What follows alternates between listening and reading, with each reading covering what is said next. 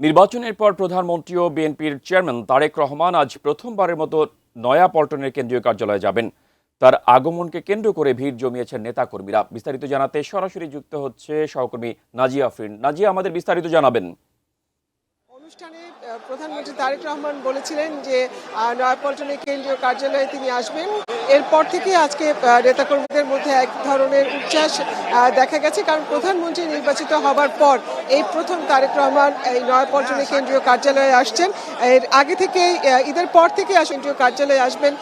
কেন্দ্রীয় কার্যালয়ের যাতে ত্বরান্বিত হয় যে সেই কার্যক্রম, সেই বিষয়টিকেই কেন্দ্র করে তিনি দলের সিনিয়র যুগ্ম মহাসচিব রুহুল কবির রিজভীর সাথে তার কয়েকবার আলোচনা হয়েছে এবং নয়াপল্টনের কেন্দ্রীয় কার্যালয়কে সেভাবেই ঢেলে সাজানো হয়েছে। নেতাকর্মীরা উচ্ছ্বসিত, কারণ দলীয় কার্যক্রম যেন চলমান থাকে, কারণ সামনে রয়েছে বেশ কয়েকটি স্থানীয় পর্যায়ের যে নির্বাচন, সেই নির্বাচনগুলো রয়েছে দলের কাউন্সিল, সবকিছু কেন্দ্র করে দলের কাউন্সিল যেহেতু অনুষ্ঠিত হবে সেই ব্যাপারটি জানিয়েছিলেন দলের মহাসচিব মির্জা ফখরুল ইসলাম আলমগীর। তিনি বলেছিলেন যে দলের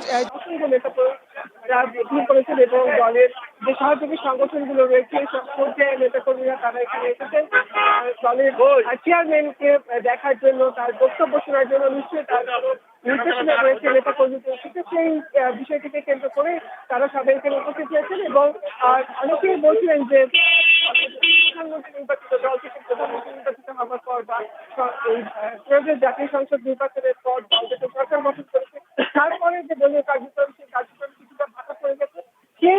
সেই বিষয়টিকে নিয়ে দলের সিনিয়র যুগ্ম মহাসচিব বারবার বলছিলেন যে না, দলের প্রধান হিসেবে তারেক রহমান বারবার বলেছেন স্থানীয় পর্যায়ের যারা নেতাকর্মী রয়েছেন, তৃণমূলের নেতাকর্মীরা রয়েছেন, তাদের আত্মত্যাগের মধ্যে দিয়ে যারা এই দীর্ঘদিন তাদের বিভিন্ন ত্যাগের মধ্যে দিয়ে তারা দলকে সংগঠিত রেখেছেন, সেই নেতাকর্মীদের যেন সঠিকভাবে মূল্যায়ন হয় সেই বিষয়টি বারবার দেখার বিষয়টি বলেছেন, সতর্ক থাকার কথা বলেছেন। এবং তৃণমূলের নেতাকর্মীদের কিন্তু প্রথমেই প্রধানমন্ত্রী যখন নির্বাচিত হন তারেক রহমান তৃণমূলের নেতাকর্মীদের ধন্যবাদ জানিয়েছে এবং সেই বিষয়টিকে কেন্দ্র করে দলের চেয়ারম্যান হিসেবে তিনি কেন্দ্রীয় কার্যালয়ে আসছেন এবং এই কার্যক্রম অব্যাহত থাকবে সেই বিষয়টি জানানো হয়েছে। এবং আমরা যদি বলি যে দলের চেয়ারম্যান হিসেবে তার জন্য যে রুম এখানে নির্ধারিত করে রাখা হয়েছে সেই রুমটি গোছানো হয়েছে এবং তিনি প্রায় এখানে আসবেন। দলের কার্যক্রম এখান থেকে তিনি পরিচালনা